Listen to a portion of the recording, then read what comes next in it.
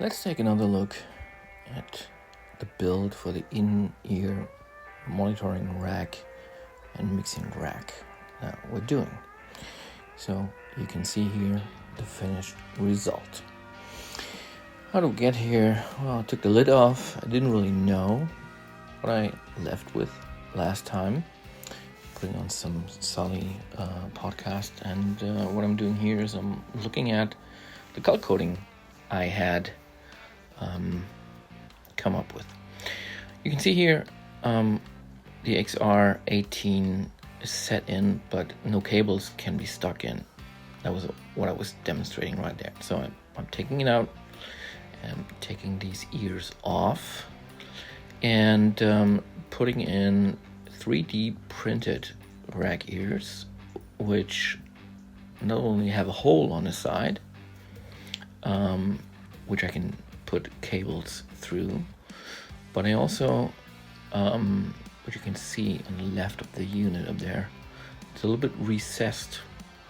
So the unit moves about 4 centimeters back into the rack, and that will allow me to leave the cabling in there. So what I'm doing here now is I'm putting the unit back in, and I put these rolls of tape under it so that there's a little bit of space, and I don't have to hold it the whole time. I'm screwing it back in, and these 3D printed ears are also a little bit thicker, so I can use Phillips screws for that. Right, a little bit of trouble getting that one tape out, but I did manage. And then I'm putting all the cabling back, and I'm testing. Then I can put the lid on, and it works, which is great. So what am I doing now? I'm exchanging screws for the bottom unit for the splitter, and what I'm doing now is getting cables to go from the in-ear transmitter to go to the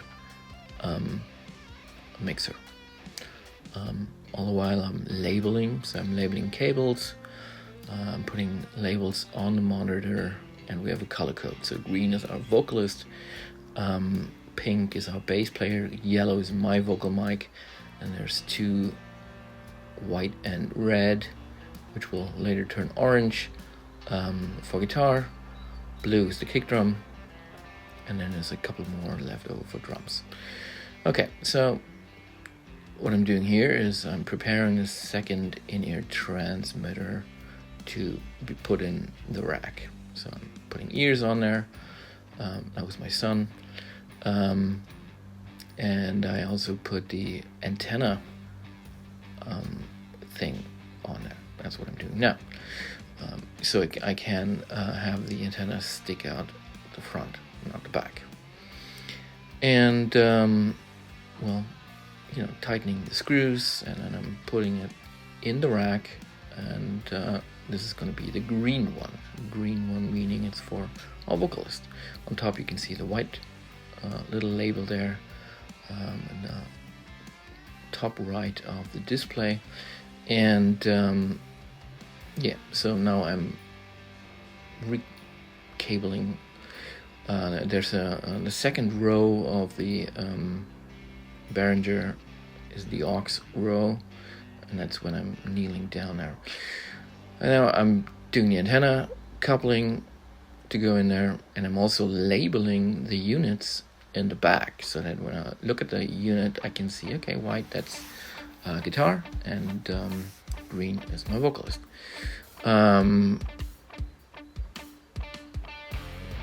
So this is the second antenna cable, which goes from the back of the unit to the front left, where the antenna will go. Now making a mistake, I'm labeling short cable for our drummer. He will not go wireless for his in-ears, he will go with a long cable. So I'm realizing my mistake. I'm taking a long cable because the unit is a Behringer P2, and that just takes the signal, makes it a line signal, and will offer him an opportunity to plug in his earphones. There you can see me labeling the splitter, which I hadn't done in the past, and so that people know where to put in their cabling. So my vocalist knows, all right, there's a green sticker, this is where I put my mic cable. Yeah, that's what I'm doing there. And then I'm preparing another cable for our bass player. You see there's a little bit of space in there. We're going to put a third transmitter in there probably, or we'll put one and one next to each other, I'm not sure yet. And also you can see there's a lot of room in the back, and I'm thinking I'll put in a draw rack in the back so we can put all the belt packs in there for transport. All right, where are we at? What am I doing? Yeah, so that's the prep for the bass player, and that's the whole damn thing. So that's done. And then you can see an earlier stage where I'm just putting the cables in first. A lot of stuff has been bought at Thomann. This here's a pack of 6 XLRs with different codes. What you couldn't see in the end is that I relabeled the red one orange because our bass player has pink, and my red tape is really also more pink. So now I have done. You can see I put those cables in the back of the splitter. Means the front, you come in with your mic cable, you go out in the back, and then you go into the Behringer, which will be the mixer. And then we can, when we get bigger, we can have a second output from that splitter going to the front of house via a little snake, which we will then purchase once needed. Right, so rechecking here and realizing, oh, this will not work because these are the old rack ears. At the moment, back then I wasn't really thinking. All right, let's do the 2 main outs first and deal with this other thing later.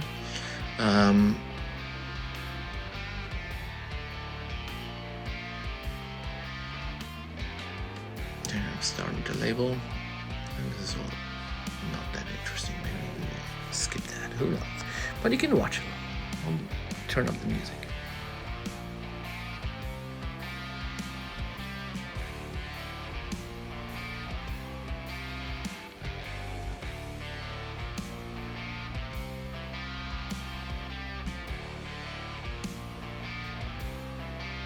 Yeah, so here I'm cutting the labels so everybody knows where these things go, because I will have to take them out. I had to take them out because the good rack ears for the Behringer weren't installed yet. So I'm labeling this, and then I'm hooking them to the handles there with a tiny thread which came with the cables to hold the cables together.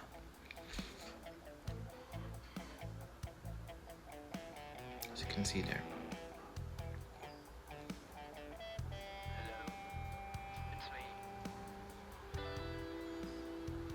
Yeah. Put the front of house cables in the back, which is where they are still now, and there's also the long cable for the drummer, who's going not wireless but with a cable. And making the lid nice, and once again, this is how it looks now. You have the antennas, and everything is neatly labeled, just waiting for one more unit, and then we're ready to go and test.